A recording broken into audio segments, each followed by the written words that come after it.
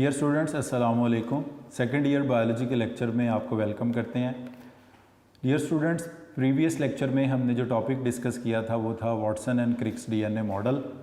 उसके बाद जो नेक्स्ट टॉपिक हमारे पास आ रहा है वो है डीएनए रेप्लिकेशन। तो डियर स्टूडेंट्स, रेप्लिकेशन का मतलब ये होता है किसी चीज़ की एग्जैक्ट कॉपी को कहते हैं रेप्लिकेशन। तो जब हम डीएनए रेप्लिकेशन को डिफ़ाइन करेंगे तो हम कहेंगे फॉर्मेशन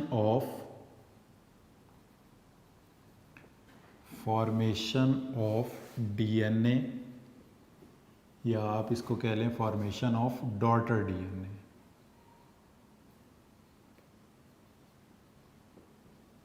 डॉटर डीएनए फ्रॉम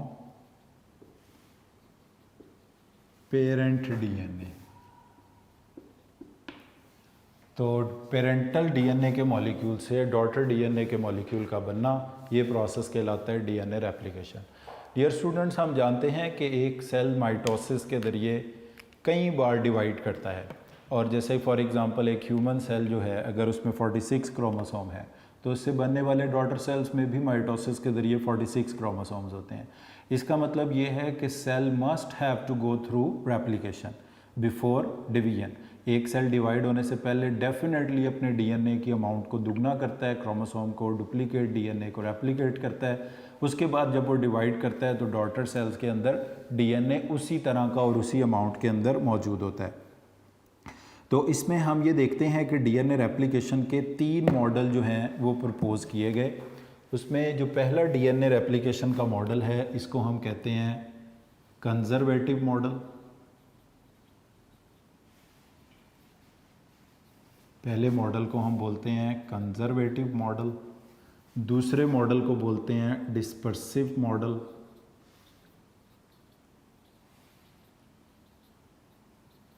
और तीसरे मॉडल को हम कहते हैं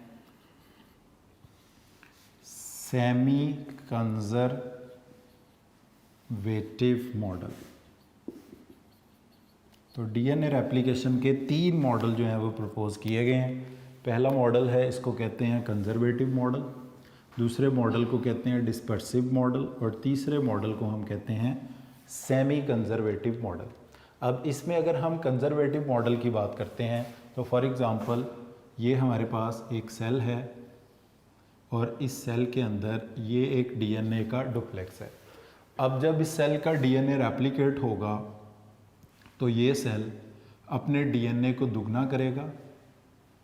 इसका पेरेंटल जो डीएनए का स्ट्रैंड है उसमें कोई चेंज नहीं आएगा, उसकी तरह का एक और डीएनए का स्ट्रैंड सिंथेसाइज हो जाएगा। यानी parental DNA as such conserve रहेगा, उसकी एग्जैक्ट कॉपी अनदर डीएनए का मॉडल जो है, मॉलिक्यूल जो है वो प्रिपेयर हो जाएगा। इस तरह के मॉडल को कहते हैं कंजर्वेटिव मॉडल, क्योंकि इसमें जो पेरेंटल डीएनए है उसमें कोई चेंज नहीं आता, उसकी एक और एग्जैक्ट कॉपी जो है वो बन जाती है।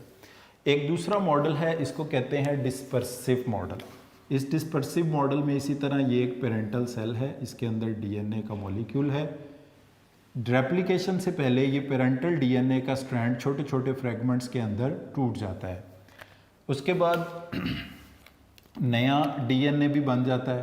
तो डॉटर सेल्स के पास जो डीएनए मौजूद होता है उसमें कुछ हिस्सा, यानी पहले पेरेंटल डीएनए फ्रेगमेंट्स के अंदर टूटता है और फिर नया डीएनए भी सिंथेसाइज हो जाता है, पुराना भी सिंथेसाइज।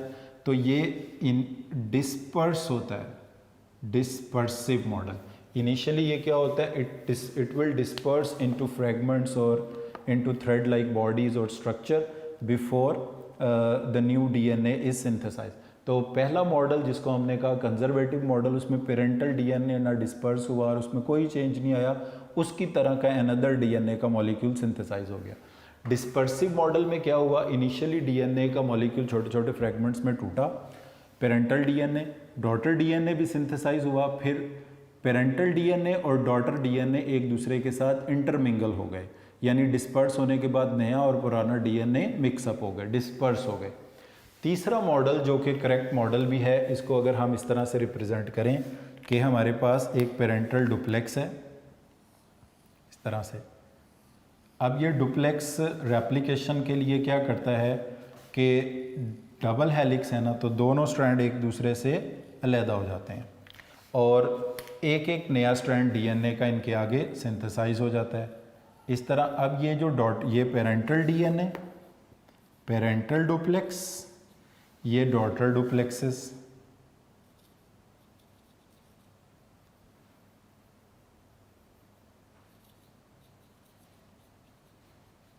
अब इसमें आप देख सकते हैं कि ये जो ब्लू वाला है स्ट्रैंड ये न्यू है, ये जो रेड वाला है ये ओल्ड है, यानी डॉटर डीएनए में एक न्यू स्ट्रैंड होगा एक ओल्ड स्ट्रैंड।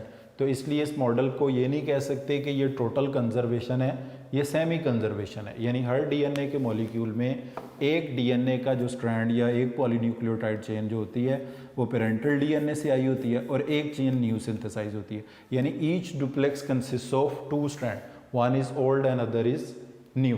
तो इसलिए इसको टोटल 100% यानी एब्सोल्यूट कंजर्वेशन नहीं कहेंगे, इसको सेमी कंजर्वेशन कहेंगे।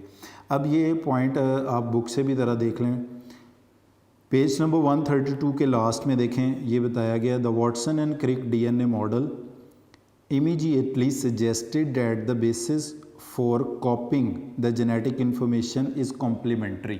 कॉम्प्लीमेंटैरिटी की बेस के ऊपर ये जेनेटिक इन्फॉर्मेशन कॉपी होती है, यानी इसका मतलब ये होता है कि जिस तरह ये जो डीएनए का स्ट्रैंड है, अगर एक स्ट्रैंड के ऊपर गवानीन है, cytosine, adenine, thymine, adenine, guanine, cytosine, thiamine, ये इसकी कोई सीक्वेंस है, तो इसका जो अपोजिट स्ट्रैंड होगा उसकी सीक्वेंस रैंडम नहीं होगी, इसका कॉम्प्लीमेंट होगी। जैसे गवानीन का कॉम्प्लीमेंट साइटोसिन, साइटोसिन का गवानीन, एडेनिन का थायामीन, थायामीन का एडेनिन, फिर थायामीन, फिर साइटोसिन, फिर गवानीन, फिर एडेनिन। अब ये अगर इस तरफ बढ़ता है स्ट्रैंड, तो ये स्ट्रैंड का 5 to 3 ये अपोजिट एंटी पैरेलल स्ट्रैंड है और एक दूसरे का कॉम्प्लीमेंट है। 3 hydrogen bonds, 3 hydrogen bonds, 2 hydrogen bonds, 2 hydrogen bond, 2 hydrogen bond, 3 hydrogen bonds, 3 hydrogen bonds, 2 hydrogen bonds. तो ये दो अपोजिट एंटी पैरेलल स्ट्रैंड्स हैं जो एक दूसरे का तो ये कॉम्प्लीमेंटैरिटी, यानी गवानीन के सामने साइटोसिन का होना कॉम्प्लीमेंट है, साइटोसिन के सामने गवानीन का होना कॉम्प्लीमेंट, इसी तरह एडेनिन थायन। तो ये बेस करती है कॉम्प्लीमेंटैरिटी के ऊपर। If one were to unzip the molecule, जैसे एक जिपर होता है उसमें 2 स्ट्रैंड हैं, तो अनजिप जब उसको करेंगे तो एक स्ट्रैंड दूसरे स्ट्रैंड से अलग हो जाएगा। If one were to unzip the molecule, one would need only to assemble the appropriate complementary nucleotides to the exposed single strand from the 2 daughter complements। यानी इसका मतलब ये है कि अगर हम इस तरह से ये वाली जो सीक्वेंस है, एक सीक्वेंस इस स्ट्रैंड पर आ जाए, guanine, cytosine, adenine, thymine, adenine, guanine, cytosine, thymine, और एक सीक्वेंस ये आ गई इसका complement, cytosine, guanine, thymine, adenine, thymine, cytosine, guanine, adenine. अब ये दोनों स्ट्रैंड अगर एक दूसरे से अलहदा होकर अनजिप हो गए हैं, तो सिर्फ हमने क्या करना है, इनके कॉम्प्लीमेंट्री बेस इनके आगे लगाने हैं इस तरह से, thiamine, adenine, thymine, cytosine, guanine, adenine. ये एक डीएनए का डुप्लेक्स तैयार है, इसके सामने भी यही करना है, guanine, cytosine, adenine, thymine, adenine, guanine, cytosine, thymine. और आप देख सकते हैं कि इसमें एक स्ट्रैंड पुराना, इसमें भी एक स्ट्रैंड पुराना, इसमें भी एक स्ट्रैंड न्यू, इसमें भी, यानी सेमी कंजर्वेशन है। और दोनों की सीक्वेंस देख लें एग्जैक्टली एक ही तरह की है। तो वो यही कह रहे हैं कि अगर एक जिपर की तरह हम इसको अनजिप करें तो वो जो मॉलिक्यूल का one would need only to assemble the appropriate complementary nucleotides on the exposed single strand from 2 daughter complexes। ये 2 daughter complexes हैं एक parental strand से। This form of DNA replication is called semi-conserved, और यही दुरुस्त model है, because the sequence of original duplex was conserved after one round of replication, the duplex itself is not। यानी ये sequence जो है, ये वाली सीक्वेंस जो है बिल्कुल एग्जैक्ट दोनों स्ट्रैंड में वही सीक्वेंस है, मगर डुप्लेक्स इटसेल्फ कंजर्व नहीं है, उसकी सीक्वेंस सिर्फ कंजर्व्ड है। तो डुप्लेक्स में एक स्ट्रैंड न्यू है, एक स्ट्रैंड ओल्ड है, इसमें भी इसी तरह, इसमें भी इसी तरह। तो सीक्वेंस कंजर्व्ड है टोटल, मगर स्ट्रैंड कंजर्व नहीं है। स्ट्रैंड में से एक स्ट्रैंड डॉटर डीएनए में ओल्ड है और एक न्यू है, इसलिए इसको कहते हैं semi conservation. Instead of each strand, the duplets become part of one another duplex. In semi-conservative replication, two strands of duplexes separate out, each acting as a model or mold. यानी जब भी फिर another replication होगा तो जो strand लैदा होगा वो template के तौर पे, मोल्ड के तौर पे, मॉडल के तौर पे एक्ट करेगा, उसके कॉम्प्लीमेंट्री बेसिस को अरेंज करके नया स्ट्रैंड बना लिया जाएगा। नेक्स्ट पैसेज में the other hypothesis of DNA replication were also propose, मगर वो ठीक नहीं थे। The conservative model stated that the parental duplex would remain intact and generate DNA copies consisting of entirely new molecule, यानी parental DNA 100% conserve रहेगा, उसी की तरह के नए डीएनए की कॉपीज़ बनेंगी, इसको कहते हैं कंजर्वेटिव मॉडल। आगे है dispersive model. Predicted that the parental DNA would become completely dispersed into small fragments, that each strand of all the daughter DNA would be a mixture। जैसे इस वाले केस में हमने कहा कि ये जो daughter DNA would be a mixture of old and new fragments, इसमें old conserved है, new उसकी तरह का बन गया, इसमें old और new का mixture है, इसमें एक strand old है, एक new है, एक strand old है, एक new है। तो जो दुरुस्त मॉडल है वो सेमी कंजर्वेटिव मॉडल है। तो डियर स्टूडेंट्स, ये पूछा जाता है कि डीएनए का सेमी कंजर्वेटिव मॉडल क्या है अक्सर शॉर्ट क्वेश्चन में, या डिस्पर्सिव मॉडल क्या है, या कंजर्वेटिव मॉडल क्या है, या सेमी कंजर्वेटिव क्या है। तो ये बहुत इंपॉर्टेंट पॉइंट्स हैं तीनों शॉर्ट क्वेश्चन के लिए। अब नेक्स्ट टॉपिक जो है वो ये है मिज़ेल्सन एंड स्टॉल एक्सपेरिमेंट। तो मिज़ेल्सन एंड स्टॉल एक्सपेरिमेंट के ज़रिए हम ये प्रूव करेंगे कि डीएनए का ये वाला semi conservative model of replication जो है वो दुरुस्त है। तो डियर स्टूडेंट्स, नेक्स्ट टॉपिक है भी लॉन्ग क्वेश्चन के लिए इंपॉर्टेंट टॉपिक, आप इसको मार्क भी कर सकते हैं।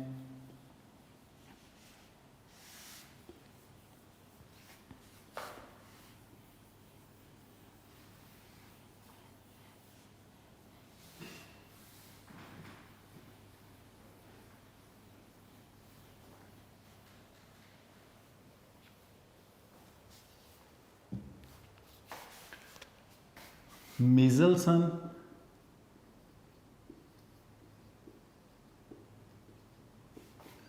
And Stahl experiment.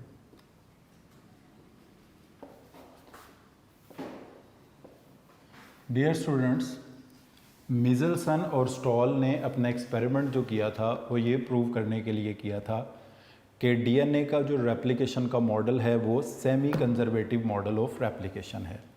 अब डियर स्टूडेंट्स, इस एक्सपेरिमेंट को समझने के लिए सबसे पहले हम इसमें दो चीज़ों का जिक्र करेंगे।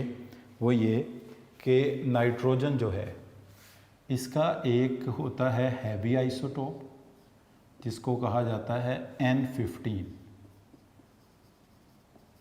हैवी आइसोटोप ऑफ नाइट्रोजन, और एक होता है N14 जिसको आप लाइटर या नॉर्मल आइसोटोप ऑफ नाइट्रोजन कह सकते हैं। तो मिज़ेल्सन और स्टॉल ने अपने एक्सपेरिमेंट में हैवी आइसोटोप ऑफ नाइट्रोजन का इस्तेमाल किया जिसको लेबल किया जाता है N15 से। लेबल्ड डीएनए का मतलब ये होगा कि इसके पास हैवी आइसोटोप है नाइट्रोजन का, N15 है, और नॉर्मल जो होगा उसके पास N14 होगा या लाइटर आइसोटोप होगा।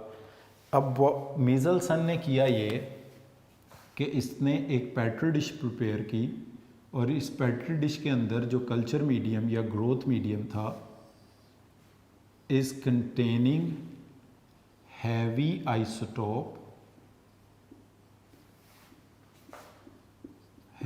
Isotope of nitrogen that is N15। अब इधर इसने कुछ बैक्टीरिया वर ट्रांसफर्ड। अब कई जनरेशन्स तक ये बैक्टीरिया इस मीडियम में पड़े रहे जिसके अंदर हैवी आइसोटोप ऑफ नाइट्रोजन था डैट इज़ N15। अब बेसिकली डियर स्टूडेंट, नाइट्रोजन का क्यों यूज़ किया गया है?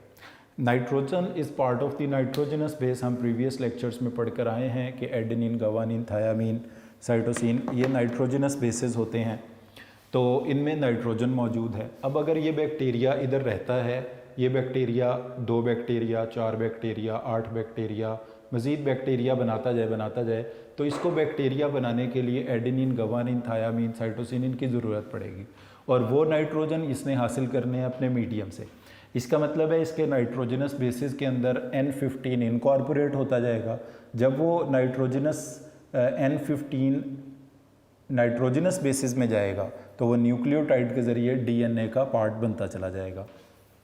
तो हम ये सपोज़ कर रहे हैं कि अब ये जो बैक्टीरिया इस पेट्री डिश में मौजूद हैं, they are labelled with N15। इसका मतलब ये है कि इनके DNA के अंदर हैवी आइसोटोप ऑफ नाइट्रोजन मौजूद है, डेट इज़ N15। अब DNA में कहाँ होता है नाइट्रोजन? ये न्यूक्लियोटाइड्स में होता है। न्यूक्लियोटाइड्स के कौन से पार्ट में होता है? नाइट्रोजनस बेसिस में होता है, एडेनिन, गवानिन, थायामीन, साइटोसिन, जिनको प्यूरिन पायरामिडीन्स भी कहते हैं। अब इसने क्या किया, यहाँ से कुछ सैंपल को ट्रांसफ़र किया to a medium containing normal isotope of nitrogen. ऐसे मीडियम में इसको ट्रांसफ़र किया which is containing normal isotope of nitrogen.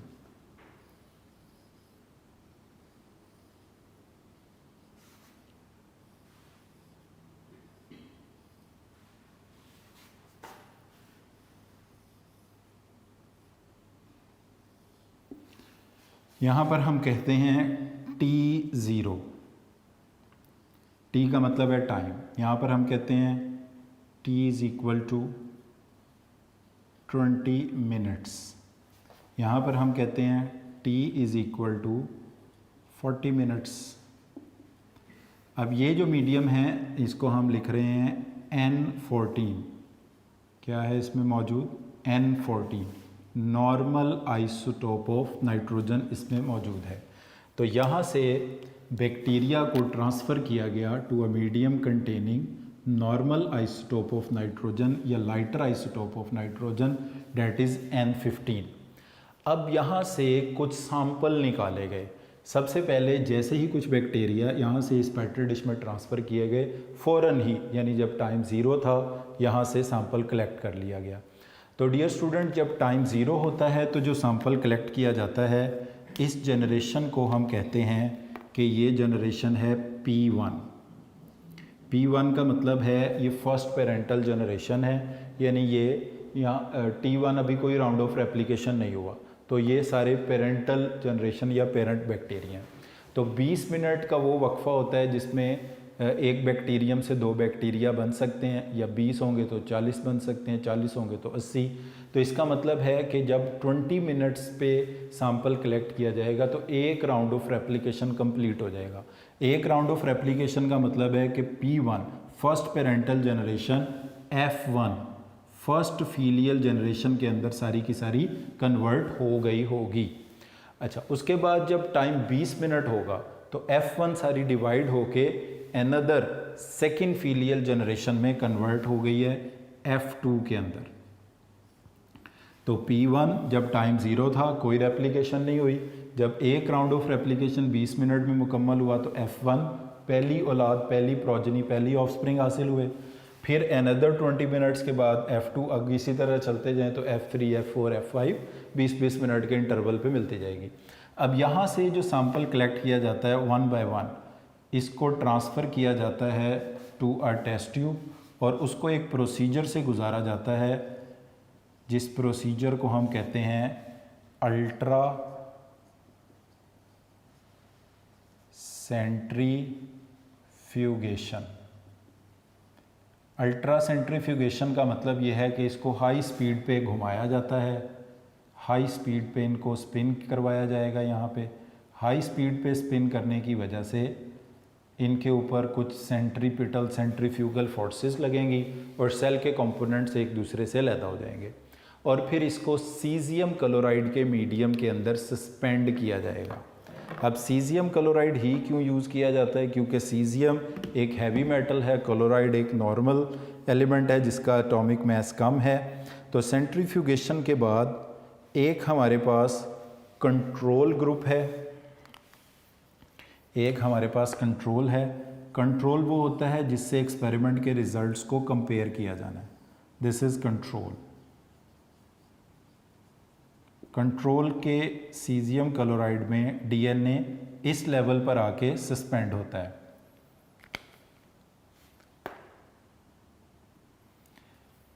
इसमें डीएनए इस लेवल पे सस्पेंड होता है, यानी इसका मतलब है ये डीएनए किधर मौजूद है, टॉप पे। अच्छा, अब इसमें जो जब टाइम ज़ीरो था P1 से जो सैंपल लिया गया, इनको सेंट्रीफ्यूगेशन से गुजारा गया, इनको देखा गया कि ये सीजियम क्लोराइड में किधर सेटल डाउन होते हैं। तो ये देखा गया कि ये दोनों स्ट्रैंड किधर सेटल डाउन हुए, टूवर्ड्स बॉटम। उसके बाद ये बॉटम में, इसका रिज़ल्ट क्या है, ये बॉटम में सेटल डाउन हुए हैं टेस्ट ट्यूब की। फिर F1 का इसी तरह जब रिज़ल्ट लिया गया तो इसमें दोनों स्ट्रैंड में से ये मिडल के अंदर सस्पेंड हुए। फिर जब F2 का सैंपल लिया गया तो इसमें दो लेयर्स बन गई, एक मिडल में थी लेयर और F1 के पैरेलल, और एक टॉप पे आ गई। ये F2 के लिए, ये F1 के लिए है और ये P1 के लिए। अब इनके रिज़ल्ट्स को अगर हम कंपेयर करते हैं तो डियर स्टूडेंट्स, बुक के पेज नंबर 134 पर एक तस्वीर स्केच बना हुआ है। इसको अगर आप देखें तो बैक्टीरिया को ट्रांसफ़र किया गया ऐसे मीडियम पे जिस पे लिखा गया N15 medium. Bacteria were grown in a medium containing heavy isotope of nitrogen. इसका मतलब है ये बैक्टीरिया कई वक्त तक इस पेट्री डिश में पड़ा रहा है और इसके पास जितने भी डीएनए में नाइट्रोजनस बेसिस हैं उन सब में N15 है। पॉइंट नंबर 2 पे देखें, bacteria were then allowed to grow in a medium containing light isotope of nitrogen that is N14। इसमें ये पेट्री डिश नंबर 2, 3, 4 जो लिखा हुआ है, सैंपल एट 0 मिनट्स, यानी जब टाइम ज़ीरो था, यानी कोई राउंड ऑफ रेप्लिकेशन नहीं हुआ। जब टाइम ज़ीरो है तो जो जनरेशन कलेक्ट होगी इसको कहा जाएगा P1। P1 का मतलब है फर्स्ट पेरेंटल जनरेशन। 20 मिनट पे F1 first filial generation, 40 minute पे F2 सेकेंड फीलियल जनरेशन। और इनको अब ये पॉइंट नंबर 3 जो लिखा हुआ है एट वेरियस टाइम, यानी 0 मिनट, 20 मिनट और 40 मिनट पे the DNA from bacterial cells was extracted, the DNA was suspended in a medium containing cesium chloride। देखें, सीजियम नीचे होगा जहाँ पे डेंसिटी ज़्यादा है, बॉटम पे क्लोराइड ज़्यादा होगा, तो यानी नीचे से ऊपर आते हुए इस टेस्ट ट्यूब के अंदर डेंसिटी कम होती जाएगी। तो कोई भी चीज़ वहाँ सस्पेंड होती है जहाँ पर उसकी डेंसिटी मीडियम की डेंसिटी के इक्वल है। तो जो चीज़ें बॉटम पे सेटल डाउन होंगी वो डेंस होंगी, हैवी होंगी। जो मिडल में होंगी वो उसमें एक स्ट्रैंड लाइट और एक हैवी होगा। जो टॉप पर इस तरह से कंट्रोल की तरह के होंगे उनके दोनों स्ट्रैंड लाइट होंगे। पहले कंट्रोल को देख लें। Control group unlabelled DNA, unlabelled का मतलब है कोई N15 नहीं है, दोनों स्ट्रैंड N14 वाले हैं। 2 को देखें अगर आप, labelled parent DNA both strands heavy, इसलिए ये किधर सेटल डाउन हुए हैं, बॉटम की तरफ। और ये कौन सी जनरेशन है, P1। ये तब लिया गया था सैंपल जब टाइम ज़ीरो था, कोई राउंड ऑफ रेप्लिकेशन नहीं हुआ था।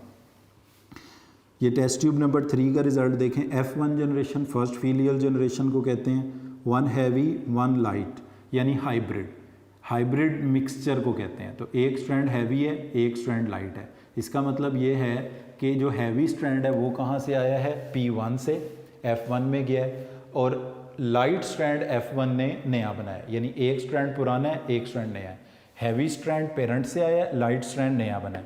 तो लाइट और हैवी का मतलब कॉम्बिनेशन है, मिक्सचर है, हाइब्रिड है। अब ये किधर सेटल डाउन होगा, ये बिल्कुल टॉप पे भी नहीं होगा, बॉटम पे भी नहीं होगा, मिडल में होगा, क्योंकि इसमें एक स्ट्रैंड हैवी और एक लाइट है।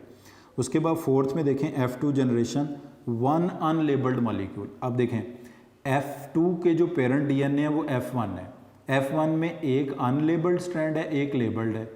तो अनलेबल्ड के साथ जो नया बनेगा वो भी अनलेबल्ड होगा। तो जो अनलेबल्ड F2 में मिलेगा वो सस्पेंड करेगा टूवर्ड्स टॉप, उसके दोनों स्ट्रैंड N14 वाले हैं, और जो हाइब्रिड होगा वो मिडल में। अब ये F2 में जो हाइब्रिड है ये F3 में भी जाएगा, रहेगा, F4 में भी रहेगा। हाइब्रिड का मतलब ये है कि ये जो हैवी स्ट्रैंड है ये कहाँ से चला आ रहा है, P1 से। तो ये प्रूव करता है कि डीएनए का जो रेप्लिकेशन का मॉडल, दुरुस्त मॉडल है, वो सेमी कंजर्वेटिव मॉडल है। इसी चीज़ को हमें एक और तरीके से भी आपको समझाता हूँ।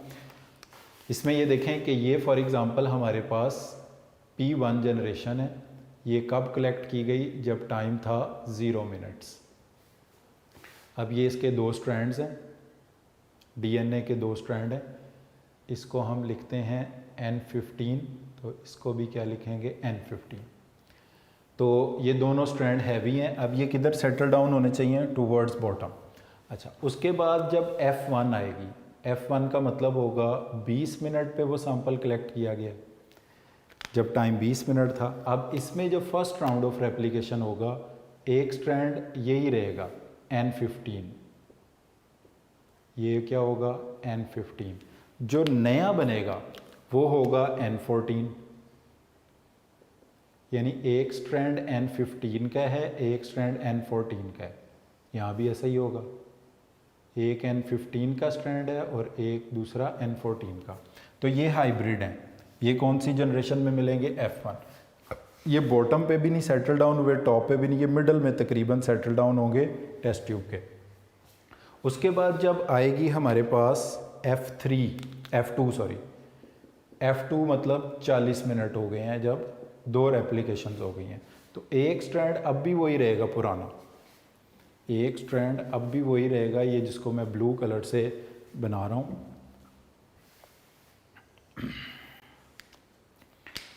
इसके सामने जो न्यू सिंथेसाइज होगा वो ये होगा, ये ओल्ड, ये न्यू, ये न्यू, ये ओल्ड, इसके सामने ये न्यू।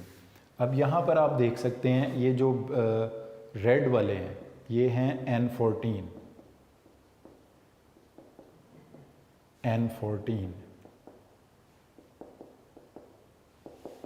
और जो ब्लू वाला है ये है N15।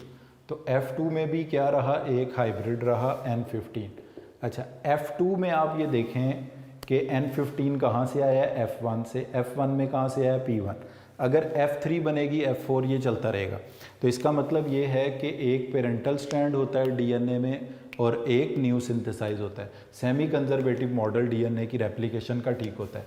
इसी चीज़ को अगर हम फोटोग्राफिक फिल्म के पैटर्न पर देखें या ग्राफ की शक्ल में रिप्रेजेंट करें, तो जब आप इसमें से एक्सरेज वगैरह पास करेंगे तो इसकी फ़ोटोग्राफिक फ़िल्म के ऊपर इसकी फ्रिंजेस बनेगी। अब ये मैं अगर इसकी टेस्ट ट्यूब भी बना दूं, ये डीएनए टेस्ट ट्यूब में किधर सेटल डाउन होगा, टूवर्ड्स बॉटम, दोनों स्ट्रैंड हैवी हैं। ये किधर सेटल डाउन होगा, इन द मिडल। ये इसमें 2 लेयर्स बनेंगी, एक लेयर टॉप पर होगी, एक लेयर मिडल में। ये होगा F2 जिसमें मिडल वाली लेयर हाइब्रिड है, और जो लेबल्ड लेयर हैं वो टॉप, अनलेबल्ड टॉप पर होंगी, एक लेबल्ड एक अनलेबल्ड मिडल में, दोनों लेबल्ड। इसे हम लिख लेते हैं बोथ लेबल्ड। इसका मतलब है दोनों स्ट्रैंड्स में N15 है, वो यहाँ आप देख भी सकते हैं। हाइब्रिड मिडल में, हाइब्रिड का मतलब ये है एक में N14 है और दूसरे में N15 है, तो ये F1 का रिज़ल्ट ऐसा ही है। और F2 के अंदर अनलेबल्ड होगा टॉप पे, अनलेबल्ड, अनलेबल का मतलब है बोथ स्ट्रैंड नॉर्मल, और जो हाइब्रिड होगा वो उधर में। अब अगर इस बात को अगर आप फोटोग्राफिक फिल्म के ऊपर देखते हैं, तो ये हम एक फोटोग्राफिक फिल्म है हमारे पास, ये T का मतलब है टॉप, B का मतलब है बॉटम। एक फोटोग्राफिक फिल्म इसके लिए भी है, एक फोटोग्राफिक फिल्म इसके लिए भी है। ये टॉप है, उसी तरह ये बॉटम है, टॉप बॉटम। अच्छा, अब इसकी फ्रिंज हमें किस तरफ मिलेगी, बॉटम के करीब। इसकी फ्रिंज हमें कहाँ मिलेगी, बॉटम से स्लाइटली अवे, मिडल में। इसमें हमें 2 फ्रिंजेस मिलेंगी, एक मिडल के लिए और एक टॉप के करीब। अब जब हम इसकी ग्राफ की कर्व देखेंगे तो इसके ग्राफ की कर्व जो होगी, पीक जो मिलेगी हमें, वो बॉटम के करीब मिलेगी। डियर स्टूडेंट्स, इसमें ये आप देख रहे हैं, ये ग्राफ की कर्व, ये फ्रिंज है फोटोग्राफिक फिल्म के ऊपर बॉटम के करीब, ग्राफ की पीक भी बॉटम के करीब है। जब ग्राफ की पीक बॉटम से स्लाइटली अवे मिडल के अंदर आई है तो फ्रिंज भी जो है वो टॉप की तरफ बढ़ गई है। यहाँ पर 2 हमें पीक्स हासिल होंगी, एक टॉप के करीब और एक मिडल के करीब, F1। ये रिज़ल्ट है P1 का, ये रिज़ल्ट है F1 का, और ये रिज़ल्ट है F2 का। अब इन तीनों चीज़ों को अगर आप इधर से कंपेयर करें तो जब टाइम 0 मिनट है, जो सैंपल कलेक्ट किया गया है वो P1 का है। इसमें दोनों स्ट्रैंड्स जो हैं वो लेबल्ड हैं। लेबल्ड का मतलब है हैवी हैं, दोनों में N15 heavy isotope of nitrogen है। और टेस्ट ट्यूब में ये किधर सेटल डाउन होते हैं, बॉटम के करीब। और इनकी जो फोटोग्राफिक फिल्म पे फ्रिंज मिलती है वो बॉटम के करीब होती है। ग्राफ की जो पीक है वो भी बॉटम के करीब होती है। F1 कब हासिल होती है, जब 20 मिनट पे सैंपल कलेक्ट किया जाता है। इसमें एक स्ट्रैंड हैवी होता है, एक लाइट होता है। एक लाइट एक हैवी। लाइट का मतलब है अनलेबल्ड, हैवी का मतलब है लेबल्ड। इसका मतलब है ये हाइब्रिड होगा। और जब ये टेस्ट ट्यूब में सेटल डाउन होगा ये मिडल में होगा, बॉटम के करीब भी नहीं होगा, टॉप के करीब भी नहीं होगा। और इसकी जो फ्रिंज है वो बॉटम से स्लाइटली टॉप की तरफ शिफ्ट हो जाएगी और ग्राफ की कर्व भी बॉटम से टॉप की तरफ शिफ्ट हो जाएगी। ये रिज़ल्ट होगा F1 का। जब F2 आएगी तो दो लेयर्स बनेगी, एक हाइब्रिड की यानी हैवी लाइट स्ट्रैंड वाले की, हैवी लाइट स्ट्रैंड, और हाइब्रिड किधर सेटल डाउन होती है, मिडल में। और दूसरी लेयर बनेगी अनलेबल्ड की। अनलेबल्ड का मतलब होता है जिसमें दोनों स्ट्रैंड नॉर्मल लाइट आइसोटोप हैं, N14 है। तो एक लेयर टॉप के ऊपर जो होगी वो अनलेबल्ड होगी, एक मिडल के अंदर जो होगी वो हाइब्रिड की होगी। इसलिए इसमें दो फ्रिंज मिलेंगी, एक तो F1 के ही पैरेलल होगी और एक टॉप के करीब होगी। और ग्राफ में भी इसकी दो पीक्स होंगी, जो पीक टॉप के करीब होगी वो रिप्रेजेंट करेगी अनलेबल्ड DNA को, और जो F1 के पैरेलल होगी वो रिप्रेजेंट करेगी हाइब्रिड को। तो इस एक्सपेरिमेंट से डियर स्टूडेंट्स प्रूव होता है कि DNA रेप्लिकेशन का सेमी कंजर्वेटिव मॉडल जो है वो करेक्ट है। तो वाटसन क्रिक का DNA मॉडल, वाटसन क्रिक का जो एक्सपेरिमेंट है डियर स्टूडेंट्स, ये बहुत ज़्यादा इम्पॉर्टेंट लॉन्ग क्वेश्चंस में से एक क्वेश्चन है और एग्ज़ाम में पूछा भी जाता है ये। तो इसमें ये मैंने सारी आपको ग्राफ, फोटोग्राफिक फिल्म की फ्रिंजेस और ग्राफ 0, 1, 2, यानी जब 0 का मतलब है जब कोई राउंड ऑफ रेप्लिकेशन नहीं हुआ, 1 का मतलब है एक राउंड ऑफ रेप्लिकेशन हो गया, इस तरह ये बुक पे लिखा हुआ है ना, इसको कहा गया 0। 0 का मतलब है कोई राउंड ऑफ रेप्लिकेशन नहीं हुआ, 1 का मतलब है एक राउंड, 2 का मतलब है 2 राउंड ऑफ रेप्लिकेशन, 0 का मतलब है P1, 1 का मतलब है F1 और 2 का मतलब है F2 जनरेशन जो है ये हासिल होगी। तो डियर स्टूडेंट, आज के लेक्चर में हमने वाटसन एंड क्रिक के DNA मॉडल को स्टडी किया है। बड़ा इंपॉर्टेंट टॉपिक है ये लॉन्ग क्वेश्चन के पॉइंट ऑफ व्यू से। तो डियर स्टूडेंट्स, आपने इसको अच्छी तरह पढ़ना है और अगर आपको कोई प्रॉब्लम लगे तो आप उसका क्वेश्चन पूछ सकते हैं। आज के लेक्चर को इधर ही हम वाइंड अप करते हैं। Thank you very much for today.